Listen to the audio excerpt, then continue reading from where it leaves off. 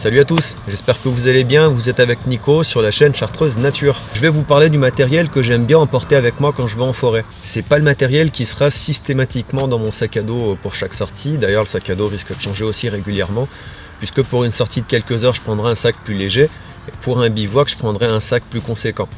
Pour rentrer dans le vif du sujet, je vais commencer avec un outil que j'aime beaucoup, c'est vendu comme une machette. C'est la Herbert Scout Short Machete. Short parce qu'il en existe une plus grande. Celle-là a une lame de 21 cm. Elle a un poids de 470 grammes. Je l'ai modifié un petit peu. J'ai affiné le manche que j'ai fini par entourer avec du ruban de raquette de tennis et puis des petits élastiques en chambre à air pour ajouter encore plus de grip. J'ai fait faire le tranchant aussi par un gars qui a une meule là-haut. Parce que quand je l'ai reçue, elle n'était pas du tout coupante. Donc il a fallu faire le tranchant. J'ai reçu pas mal de questions sur on va appeler ça un gros couteau de camp. Puisqu'une machette, pour moi, je prends l'exemple des Tramontina, c'est souple. Ça fait peut-être 2 mm d'épaisseur la lame. La Herbert possède une lame de 4 mm d'épaisseur, c'est pas du tout souple, d'accord ? Pas souple. Donc cette machette, je l'aime beaucoup, j'ai fait énormément de choses avec. Pas mal de tâches différentes, de l'abattage d'arbres. De 10, 15 ou dans les 20 cm à peu près de diamètre de tronc.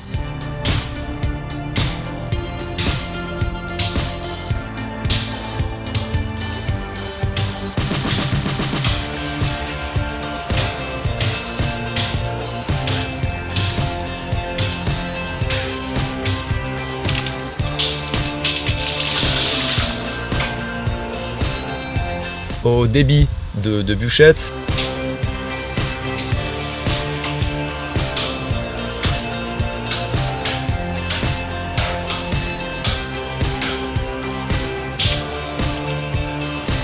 Pour fendre aussi les bûchettes, ce qu'on appelle généralement le bâtonnage.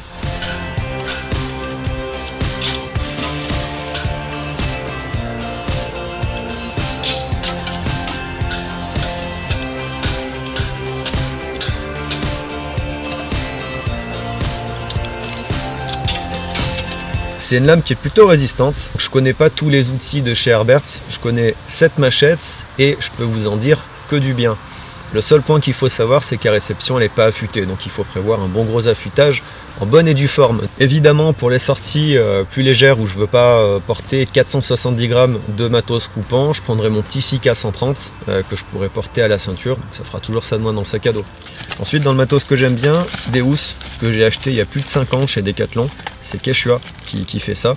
C'est des housses étanches qui permettent de compresser le matériel.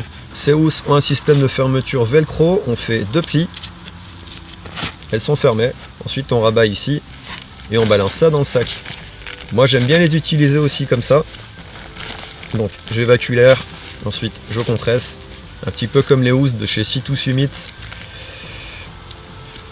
comme ça. Et ça permet d'avoir une boucle qui permet de suspendre la housse à un arbre pour l'éloigner des animaux sauvages par exemple en pleine nuit. Matériel que j'aime bien maintenant, mes gants en cuir qui sont pratiques aussi bien pour se protéger du froid en hiver que pour prendre ma tasse dans le feu sur les braises ou littéralement pour prendre une braise pour la bouger un petit peu. Donc comme je suis droitier, je garde le gant droit utilisable à tout moment et le gant gauche me sert à organiser du matériel. Donc barre de ferrocérium, sac poubelle, sardines, bois gras, briquet, savon bactéricide, pierre à affûter, un marqueur, des petits couverts pliants que j'aime beaucoup, briquet, etc. Ensuite on va parler contenant.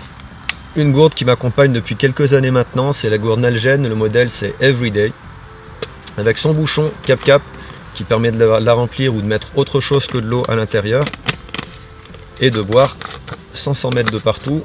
En termes de contenant, j'aime bien ma poche à eau aussi, ma poche Source WXP 3 litres, un bon petit réservoir d'hydratation qui rentre sans problème dans la poche radio de mon sac Alice Medium et c'est une poche que j'aime bien accrocher à un arbre comme c'est le cas aujourd'hui.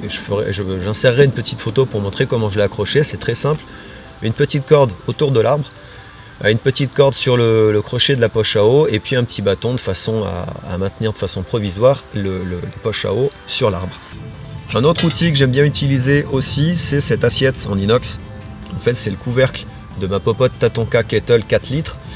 Le couvercle a une contenance d'1 litre, donc je peux aussi bien faire bouillir de l'eau dedans si nécessaire, que faire cuire un plat, faire réchauffer quoi que ce soit en fait. Et puis c'est toujours bien pratique d'avoir un plat pour manger dans les bois.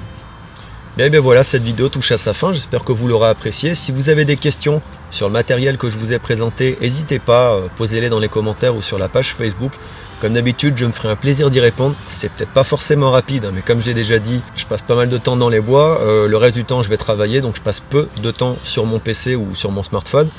Mais n'hésitez pas quand même à poser vos questions, je me ferai un plaisir d'y répondre, même si c'est pas instantané. Mais il me reste plus qu'à profiter encore du temps que j'ai devant moi pour ma petite sortie. Je vais peut-être me refaire un petit café, tiens. Merci d'avoir passé ces quelques instants avec moi. Comme d'habitude, je vous dis, portez-vous bien et à la prochaine. Ciao!